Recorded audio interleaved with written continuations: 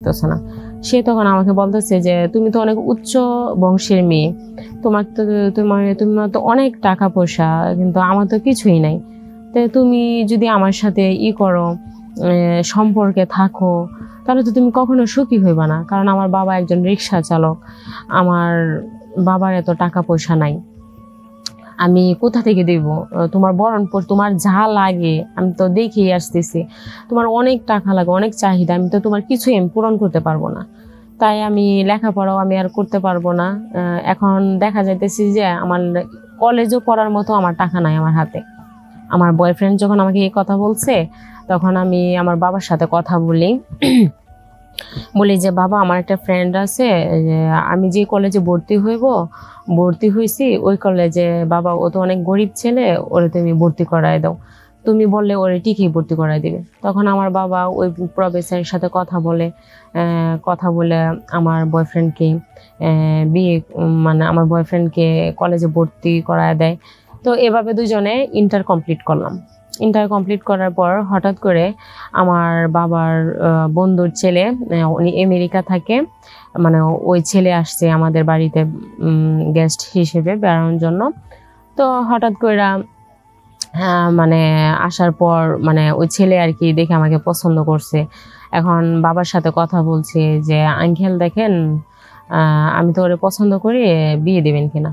তো আমার বাবারও শখ ছিল যে আমার মেয়েকে আমি রাজরানীর মতো লালন পালন করছি, আমি আমার মেয়েকে বিয়ে দিলে ওই রকম রাজার মানে ওই রকম ছেলের কাছে বিয়ে দেবো যে আমার মেয়েকে রানী করে রাখবো।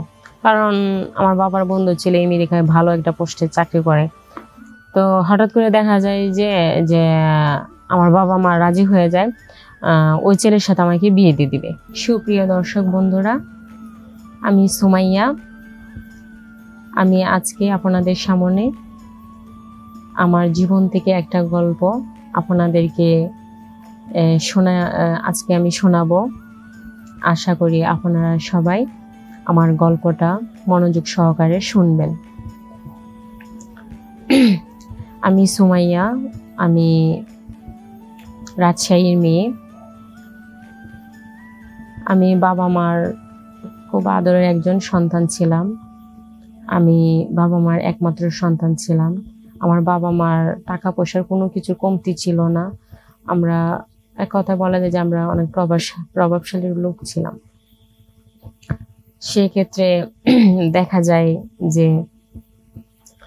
আমার যখন আমি লেখাপড়া করি, তখন ওই ক্ষেত্রে যখন ক্লাস 8 থেকে আর কি আমার একটা ছেলের সাথে সম্পর্ক হয়। ও আমাকে অনেক ভালোবাসতো, আমিও ওরে ভালোবাসি। আমাদের মধ্যে সম্পর্ক বলতে গেলে বন্ধুত্ব থেকে আর কি আমাদের মধ্যে ভালোবাসা ভালো লাগা শুরু হয়। তো দেখা যায় যে আমার লেখাপড়ার ক্ষেত্রে আমার বাবা মা আমাকে অনেক টাকা দিত, যেটা থেকে আমি মানে আমার লেখাপড়ার দিকে যেন আমার কোনো কমতি না থাকে, যাতে আমি একটা ভালো রেজাল্ট করতে পারি। তো আমি কি করতাম তখন, ক্লাস ফাঁকি দিয়ে আমি আমার বয়ফ্রেন্ডকে নিয়ে আমার বাবার টাকা, যদি বাবাকে বলতাম আমি যে বাবা, আজকে আমার পরীক্ষা আছে, ক্লাস পরীক্ষা, আমাকে 1000 টাকা দাও। আমার বাবা আমাকে জিজ্ঞাসাও করতো না যে ক্লাস পরীক্ষার জন্য 1000 টাকা লাগবে, কারণ আমি ওদের আদরের মেয়ে। যখন টাকা চাইতাম ওরা আমাকে দিয়ে দিত। তো ওই 1000 টাকা দিয়ে আমি আমার বয়ফ্রেন্ডকে নিয়ে ঘুরতে যেতাম, ওরে জামা কাপড় কিনা দিতাম এরকম। কারণ আমি যাকে ভালোবাসতাম সে ছিল গরিব, মানে তার এত অর্থ সম্পদ ছিল না, সে একটা ভালো জামা কাপড়ও পরতে পারতো না। কিন্তু আমি আমার বাবার কাছ থেকে টাকা এনে তাকে বই কিনা দিতাম, খাতা, কলম।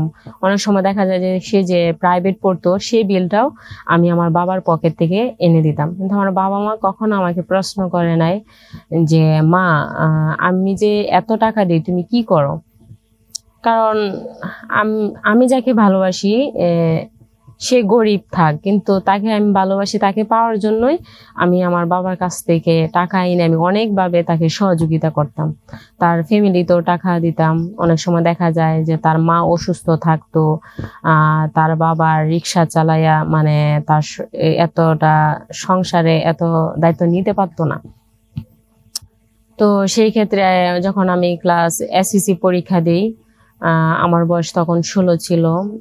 আমি যার সাথে আমার সম্পর্ক ছিল তার সে ছেলের বয়স ছিল 18 বছর। তো এভাবে দেখা যায় যে মানে আমার যার সাথে মানে আমার বয়ফ্রেন্ড ও হঠাৎ করে আমার বলতেছে যে দেখো, তোমার সাথে আমি আর সম্পর্ক রাখতে পারবো না।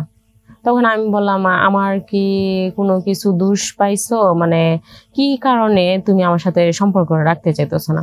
সে তখন আমাকে বলতেছে যে তুমি তো অনেক উচ্চ বংশের মেয়ে, তোমার তো অনেক টাকা পয়সা, কিন্তু আমার তো কিছুই নাই। তো তুমি যদি আমার সাথে করো, সম্পর্কে থাকো, তাহলে তো তুমি কখনো সুখী হইবা না। কারণ আমার বাবা একজন রিক্সা চালক, আমার বাবার এত টাকা পয়সা নাই, আমি কোথা থেকে দেব? তোমার বরণপুর, তোমার যা লাগে আমি তো দেখেই আসতেছি, তোমার অনেক টাকা লাগে, অনেক চাহিদা, আমি তো তোমার কিছুই আমি পূরণ করতে পারবো না। তাই আমি লেখাপড়াও আমি আর করতে পারবো না। এখন দেখা যাইতেছি যে আমার কলেজও পড়ার মতো আমার টাকা নাই আমার হাতে। আমার বয়ফ্রেন্ড যখন আমাকে এই কথা বলছে, তখন আমি আমার বাবার সাথে কথা বলি যে বাবা, আমার একটা ফ্রেন্ড আছে, আমি যে কলেজে ভর্তি হয়েছি ওই কলেজে, বাবা ও তো অনেক গরিব ছেলে, ওরে তুমি ভর্তি করায় দাও, তুমি বললে ওরে ঠিকই ভর্তি করায় দিবে। তখন আমার বাবা ওই প্রফেসরের সাথে কথা বলে আমার বয়ফ্রেন্ডকে মানে আমার বয়ফ্রেন্ডকে কলেজে ভর্তি করায় দেয়। তো এভাবে দুজনে ইন্টার কমপ্লিট করলাম। ইন্টার কমপ্লিট করার পর হঠাৎ করে আমার বাবার বন্ধুর ছেলে, উনি আমেরিকা থাকে, মানে ওই ছেলে আসছে আমাদের বাড়িতে গেস্ট হিসেবে বেড়ানোর জন্য। তো হঠাৎ করে মানে আসার পর মানে ওই ছেলে আর কি দেখে আমাকে পছন্দ করছে। এখন বাবার সাথে কথা বলছে যে আঙ্কেল দেখেন, আমি তো ওরে পছন্দ করি, বিয়ে দেবেন কিনা? তো আমার বাবারও শখ ছিল যে আমার মেয়েকে আমি রাজরানীর মতো লালন পালন করছি, আমি আমার মেয়েকে বিয়ে দিলে ওইরকম রাজার মানে ওইরকম ছেলের কাছে বিয়ে দেবো যে আমার মেয়েকে রানী করে রাখবো। কারণ আমার বাবার বন্ধু ছেলে আমেরিকায় ভালো একটা পোস্টে চাকরি করে। তো হঠাৎ করে দেখা যায় যে যে আমার বাবা মা রাজি হয়ে যায় ওই ছেলের সাথে আমাকে বিয়ে দিয়ে দিবে। তো এখন যার সাথে আমার পুরা 7 বছরের সম্পর্ক ছিল, আমার বয়ফ্রেন্ড, আমি তাকে কিভাবে তাকে মানে টকাইয়া আমি অন্য একটা ছেলেকে বিয়ে করব, এটা আমি ভাবতেই পারতেছি না। তখন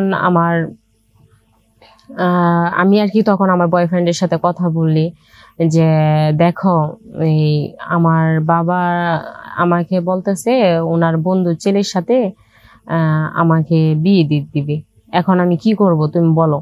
তখন আমার বয়ফ্রেন্ড বলতেছে যে এখন যে আমি তোমাকে পালাইয়া নিয়ে যাব, আমি যে তোমাকে মানে কোনো কিছু করে একটা চাকরি করে যে খাওয়াবো, আমার তো সে যোগ্যতাও নাই, কারণ আমার কাছে তো টাকা নাই, আজকাল চাকরি করতে গেলে তো টাকা লাগে। তখন আমি আমার হাজবেন্ড মানে আমি আমার বয়ফ্রেন্ডকে বলি না আসো আমরা পালাইয়া যাই। তখন আমার মা আমাকে, আমার গলায় সবসময় একটা চেন থাকতো, ওই চেনটা বিক্রি করে আমরা বিয়ে করি, একটা রুম নিই। এভাবে একটা রুমে মানে 2 মাস খাওয়ার মতো আমরা টাকা নিই, টাকা আর কি চেন বিক্রি করে পাই। তো এভাবে আমাদের দিন চলতেছে। তো হঠাৎ করে মানে আমার হাজবেন্ডের চাকরি হচ্ছে না, মানে উনি চাকরির জন্য অনেক জায়গায় করছে, অ্যাপ্লিকেশন করছে, কিন্তু হয় না। তো দেখা যায় যে যে অফিসে আমার হাজবেন্ডের চাকরি হবে সেই অফিসে মানে উনি বলতেছে কি তোমার ওয়াইফকে নিয়ে আসবা, তাহলে তোমার চাকরিটা দিব। তো আমার বয়ফ্রেন্ড মানে আমার হাজবেন্ড আর কি এতটা খেয়াল করে না কিসের জন্য বলছে আমাকে নিয়ে আসার জন্য।